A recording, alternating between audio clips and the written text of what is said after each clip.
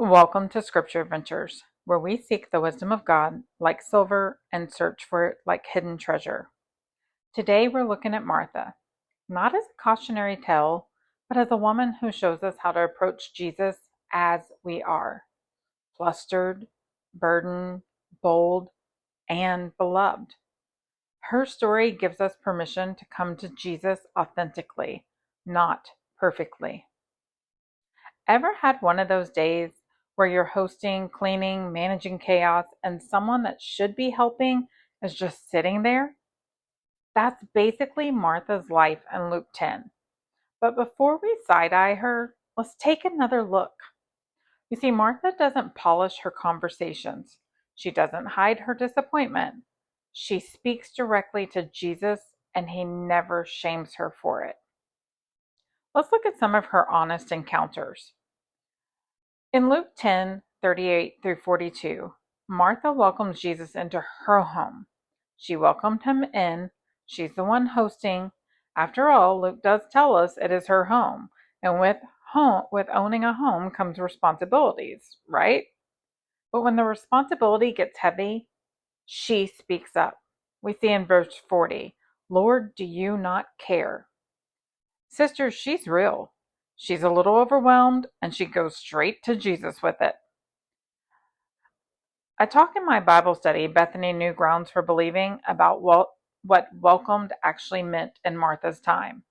I encourage you, if you haven't ordered it, to pick up a copy today on my Amazon link after this episode. John 11:20 through 27. Martha meets Jesus on the road after her brother's death, not with bitterness, but with bold faith. She says to him, "Lord, if you had been here."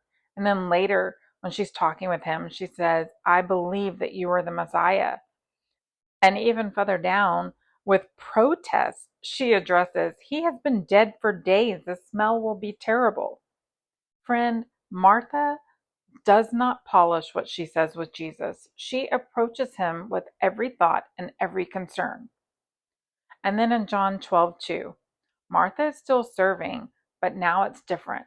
After grief, after redirection, and after revelation, she serves again, not from anxiety this time, but from a place of peace. Martha never hides her emotions from Jesus. Every time she speaks, it's real, and every time, Jesus meets her there. He redirects her with kindness in Luke 10. He reveals truth to her in John 11, and he receives her service in John 12. So, how did Martha approach Jesus, and how can we too? She welcomed him. We need to be willing to make space in our real messy lives. She voiced her frustration. You don't have to clean up your emotions to pray and talk to Jesus. She made declarations of faith. Even in grief and confusion, she clung to truth. She kept showing up. Her final recorded interaction in Scripture is quiet, faithful service. There's a quote that says, "God is not intimidated by your honesty, he invites it." And then also Jenny Allen says, "God never asked us to be perfect, he asked us to be present." So let's think about, how do we apply this to our own personal lives? What would it look like for you to come to Jesus honestly, like Martha?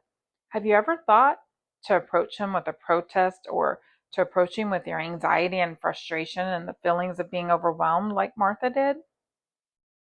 Where have you been carrying responsibility silently instead of bringing it to him? And are you possibly serving from anxiety instead of worship? Maybe you relate more to Martha than you ever thought. Maybe you felt unseen in your serving, unheard in your stress, or too frustrated to be faithful. Sister, take heart. Jesus doesn't rank us by our performance.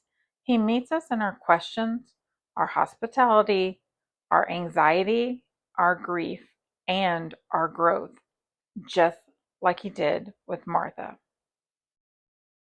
If you enjoyed this episode, I encourage you to share it with a friend that you think might need to hear it as well. And the next time you're frustrated mid to-do list, try whispering a Martha prayer. Lord, do you not care? She was bold and honest. Do you see me? Do you not care? You might be surprised by how he answers. I'll see you next time